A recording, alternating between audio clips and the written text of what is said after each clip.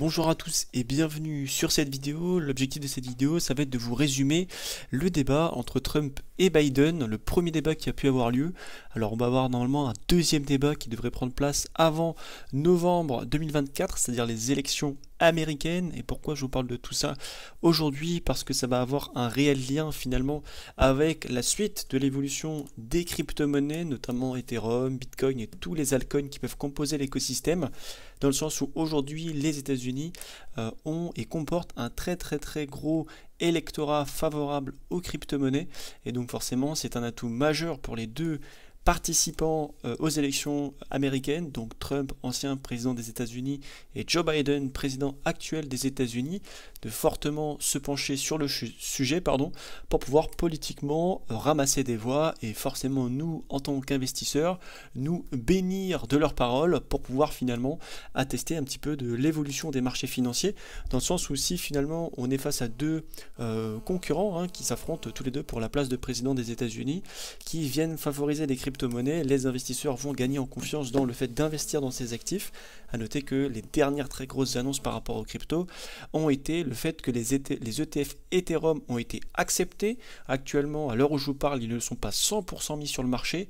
On a encore deux points à vérifier, deux parties entre guillemets, les demandes d'ETF, c'est le dossier S-1 et le 8-A ou quelque chose comme ça, qui ne sont pas encore terminés. Et après, justement, les institutions vont pouvoir pleinement les lister et les entrées de capitaux vont pouvoir prendre place.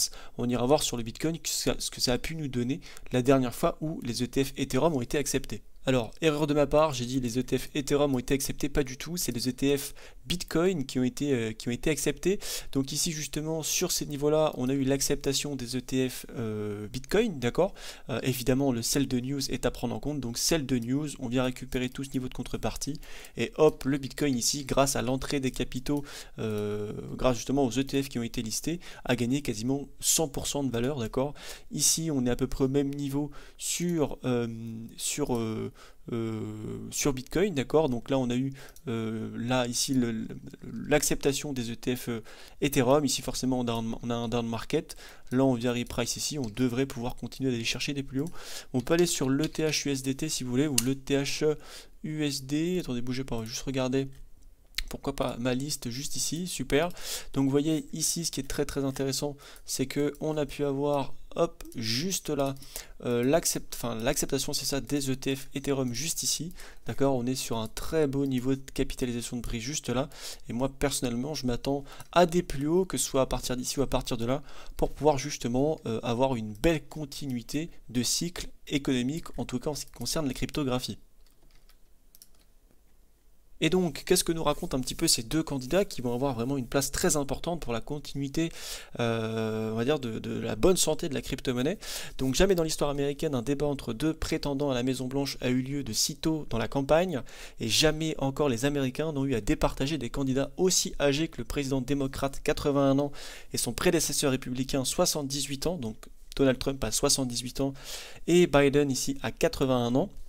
Ce sera un débat à 3 contre 1, une embuscade, répète Donald Trump. Depuis plusieurs jours, le candidat républicain accuse Jack Tapper et Dana Bash, les deux journalistes de CNN chargés d'animer ce débat présidentiel, de se liguer contre lui en favorisant son rival. Pour éviter des dérapages, le face-à-face télévisé durera 90 minutes, se déroulera sans public à Atlanta, et cela de manière légèrement différée. Et oui, parce que si jamais il y a un problème de micro, un problème technique, ou s'ils viennent à se taper dessus ou s'insulter de manière trop gravissime, et que c'est pas des choses qu'on peut diffuser à la télé, à ce moment-là, justement, on a un léger différé qui permet d'établir un cut, de mettre une pause dans le débat et de reprendre après, on va dire, l'affiche de certaines images sans forcément choquer, pourquoi pas un jeune public, parce que c'est des choses qui sont déjà arrivées.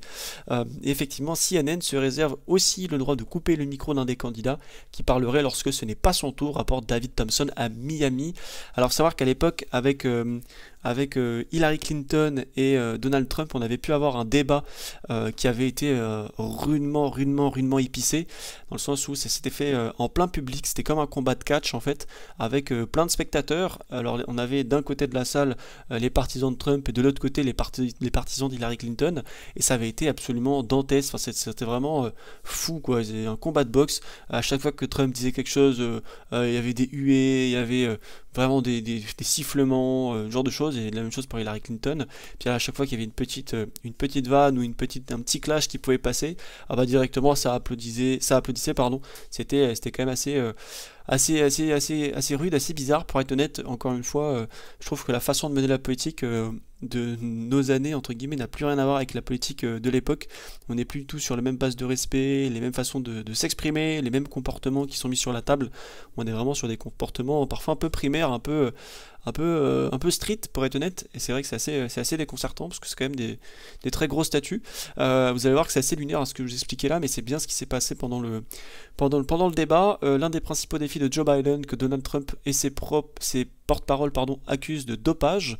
Donc voilà, le Joe Biden, voilà, l'un de ses principaux défis c'était justement sur cette réunion de se justifier comme quoi Donald Trump se dopait, allant jusqu'à demander un test de dépistage du président actuel avant le débat, qui sera justement entre guillemets limite peut-être obligatoire avant que les Américains déposent le bulletin dans les urnes. C'est la première fois qu'on voit ça sur un débat présidentiel américain. Avant le débat sera d'imposer son récit d'un mandat réussi et d'une action forte, y compris ce que les républicains ont identifié comme des faiblesses, à savoir l'immigration et l'inflation. Donc ouais, de son côté, Trump il doit justifier s'il se dope ou pas, et Biden lui il doit plutôt justifier l'immigration et l'inflation. Bon, on n'est pas du tout sur le même sujet. Par contre, justement, l'objectif de Biden, c'est aussi de montrer que justement, voilà, Trump actuellement est dans une situation pénale, il a des déclarations dangereuses qui sont derrière lui, et qui sont, on va dire, limite pour la démocratie. Bon, voilà. Pour le moment, on parle pas de société, on parle de dopage, et un petit peu d'inflation, un peu d'immigration. Mais en réalité, moi j'ai revu la totalité du débat, et ça a pris une petite partie, d'accord, alors que c'était à la base les axes principaux à observer. Une semaine de training pour Biden, si les deux hommes sont âgés, ils ont tous les deux les moments de confusion qui deviennent viraux. Et oui, c'est vrai que Biden en ce moment est fortement, vraiment à une forte audience sur TikTok et sur les réseaux sociaux, dû justement malheureusement à son âge et parfois au comportement assez étonnant, assez original qu'il peut avoir. Malheureusement, il trébuche tout le temps, il serre à la main à des personnes qui n'existent pas, il change de sujet, c'est absolument fou, il a des pertes de mémoire, et parfois il a des bugs, enfin c'est vraiment bizarre. Il y a un petit côté sénile malheureusement qui dégage de ce personnage politique qui a quand même 81 ans, et forcément les Américains n'ont pas confiance en ça. De voir vraiment un président qui va pas bien du tout au niveau de son âge, le voir refaire un mandat, ça paraît un peu compliqué. Entouré de ses conseillers, le président actuel s'est retiré pendant une semaine dans sa résidence de Camp David. Très peu d'informations ont filtré sur ses préparatifs, apparemment très méticuleux, mais d'après son entourage, Joe Biden souhaite se montrer offensif. Il s'est entraîné à riposter sur les principaux angles d'attaque de son rival, à commencer par son âge et les doutes sur ses facultés physiques et mentales. Des conseillers ont joué le rôle de Donald Trump pour permettre à Joe Biden de tester sa réactivité. Donc très simplement, Joe Biden dans une salle avec certains de ses conseillers qui font des tours pour venir lui poser des questions, le tester sa réactivité, et surtout venir pourquoi pas le mettre un petit peu dans le mal, voir un petit peu comment il réagit, etc. Bon, a priori, de ce qu'ils nous ont expliqué avant que le débat prenne place, ça se passe bien. Ça s'est bien passé, mais vous allez voir que les résultats à la fin sont pas forcément bons pour Joe Biden. Les attaques personnelles fusent. Un des moments les plus tendus du débat a été une altercation concernant les récentes cérémonies de célébration du débarquement en France. Biden a accusé Trump de ne pas avoir voulu entrer dans un cimetière militaire en disant qu'il avait des suckers et des losers. Donc je laisse faire la traduction en français, qui n'est pas forcément folle. Et visiblement très ému, Biden s'est directement adressé à Trump en déclarant « You're the sucker, you're the loser ». Trump a immédiatement nié ces accusations. Il ne faut pas oublier que devant vous, vous avez les deux personnes qui doivent prendre la tête du pays le plus puissant de la planète. Bon, c'est le choix à l'américaine, il ne faut pas l'oublier, c'est comme ça que ça fonctionne là-bas. Cela dit, c'est quand même assez déconcertant, encore une fois, d'un point de vue bonne tenue, quelque part. Au niveau du bilan économique et justement du projet migratoire, Donald Trump a ouvert le débat en critiquant vivement la gestion économique actuelle. Il a accusé Biden de mauvaise gestion, tout en réitérant ses positions strictes sur l'immigration et en affirmant que la politique de son adversaire encourageait l'insécurité et alimentait l'inflation. En réponse, Biden a défendu son bilan économique comme mettant en avant la création d'emplois et la croissance économique stable sous son administration. Il a critiqué Trump pour ses politiques migratoires dures et a insisté sur l'importance d'une approche humanitaire et sécurisée pour gérer les flux migratoires. Donc très très gros désaccord des deux parties sur ces sujets évidemment. Et on voit que ouais, il y a vraiment des projets migratoires provenant du Mexique, de tout ce qui va être l'Amérique du Sud, pour pouvoir finalement les faire travailler aux États-Unis, etc. D'accord, il y a vraiment une sorte de vague migratoire. C'est très compliqué d'évoluer dans ces pays-là. Du coup, ils viennent vers les pays riches pour essayer pour se développer, mais ça ne plaît pas à Donald Trump et par contre ça plaît plutôt à Joe Biden, et qu'ils ont un très gros désaccord politique à ce niveau-là. Au niveau de la diplomatie internationale, sur le plan international finalement, Trump a critiqué Biden sur ses relations avec la Chine, l'accusant d'être trop accommodant avec Pékin. Biden a souligné la nécessité d'une diplomatie prudente pour résoudre les défis mondiaux, y compris le changement climatique, une des priorités de son mandat. Et effectivement, par exemple, l'Europe récemment a imposé à 25%, oui, vous rêvez pas, 25% les véhicules électriques provenant de Chine, ce qui est énorme. Donc on verra un petit peu ce qu'il en sera de Donald Trump quand il sera au pouvoir aux États-Unis, si justement ils changent les tarifs douaniers ou quoi que ce soit, mais ça pourrait avoir des réels impacts économiques. Voilà, on n'a pas terminé avec les insultes et les injures. Le titre, malheureusement, c'est « T'es un gosse ».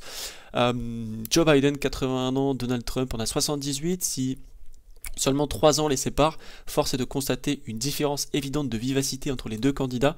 Lorsque la journaliste Dana Bash aborde l'âge de Biden, il choisit le sarcasme en pointant son voisin du doigt. Ce type a 3 ans de moins que moi et est beaucoup moins compétent, sauf que son adversaire ne rigole pas du tout. En réponse, Trump explique s'être soumis à 2 tests cognitifs et les avoir brillamment réussis. C'est pour ça justement que Biden aimerait que Trump fasse un test antidopage par rapport à ces résultats-là. Pour lui, il a triché, enfin bon, c'est vraiment des gossips de bas étage malheureusement. Ça en est suivi un échange lunaire sur les performances de golf des deux candidats. Je vous assure que c'est vrai. J'ai réécouté En fait, j'ai lu cet article-là et j'ai réécouté le débat et effectivement, ils ont jugé leurs compétences de golf. Enfin, je sais pas quoi dire, en tant que financier, je perds mes mots, j'en perds mes moyens, je comprends pas du tout le délire. Je pense être en meilleure forme que toi, déclare justement Trump, afin de se sentir aussi bien qu'il y a 25 ou 30 ans. Les deux candidats sont rappelés à l'ordre par les journalistes, n'agissons pas comme des enfants, insiste Trump, ce à quoi Biden a répondu « T'es un gosse ». Alors en réalité, la traduction a été très accommodante de la part de l'article, parce qu'il lui a plutôt dit « Tu es un sale merdeux ». Voilà, bon, encore une fois, on parle des deux personnages qui sont censés prendre la tête du pays le plus puissant du monde. Bon, on voit qu'ils s'entendent pas beaucoup. Mais encore une fois, c'est le choix à l'américaine. Et cela dit, en fin de débat, on remarque que justement Biden n'est pas du tout donné vainqueur. Au contraire, justement, pendant les échanges, pendant le débat entre ces deux personnages-là, la réalité c'est que Biden n'a vraiment pas été bon, pas juste sur le point de vue financier, quoi que ce soit, non, le problème n'est pas là. Le problème est que c'est un personnage qui est âgé, qui a pu toute sa réactivité comme il pouvait l'avoir à l'époque, et qui justement aujourd'hui est très très affaibli. On sent au niveau de son énergie, ça fonctionne plus comme ça devrait fonctionner, et ça s'est vu, ça a été le cas, et ça a fait les gros titres de beaucoup de journaux américains. Donc Trump vainqueur, les démocrates inquiets, bien qu'il ait évité de répondre à plusieurs questions. L'ancien président Donald Trump est resté calme face aux attaques de Biden. Le fait de couper les micros pendant les interventions de chacun semble lui avoir bénéficié. Biden a paru affaibli sur les questions économiques et d'immigration, les sujets de prédilection de son adversaire politique, tout en échouant à capitaliser sur des sujets importants comme l'avortement. Donc post-débat, vous voyez, le 27 juin, c'est écrit ici, on avait justement Trump sur le sondage de CNN qui était donné vainqueur à 67%, ce qui est vraiment énorme. Donc voilà, rien n'est fait, rien n'est totalement terminé, d'accord, il a été donné vainqueur sur ce débat-là. Rien ne veut dire qu'il aura 70% des voix aux élections, d'accord, loin de là même, je pense pas. Et justement, nous ce qu'on attendait, en tout cas ce que moi j'attendais pendant ce débat, c'est à quel moment vont-ils parler des cryptos, parce que c'est ce qui nous intéresse. Aujourd'hui, ce qui peut vraiment commencer à lancer le bull run, parce qu'on avait un bull run à mon sens à l'époque qui était une bulle spéculative autour de cette innovation qui était la crypto, la découverte de beaucoup de choses, donc un bull run très agressif basé sur beaucoup d'euphorie, basé sur beaucoup de hype et de nouvelles découvertes et surtout d'appât du gain.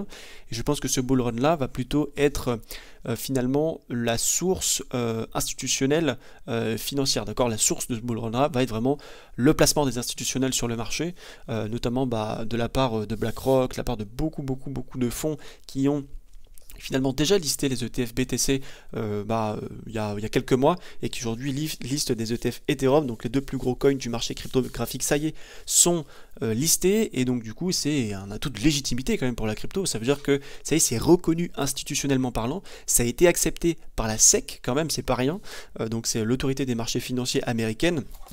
Et ce fameux Gary Gensler qui était vraiment très nocif vis-à-vis du domaine et vis-à-vis justement du secteur, finalement s'est plié et a accepté ce listing-là. Et donc là, où est-ce qu'on en est au niveau de la chronologie? Au niveau de la chronologie, on en est au fait de devoir finalement lister les ETF Ethereum. Alors ils sont acceptés, mais ils ne sont pas encore listés, ils ne sont pas encore disponibles d'achat et les flux institutionnels ne peuvent pas encore rentrer dedans, vis-à-vis du fait qu'il y a encore 2 points sur on va dire le dossier ETF à venir mettre au vert, et donc c'est en train de se faire en toute logique.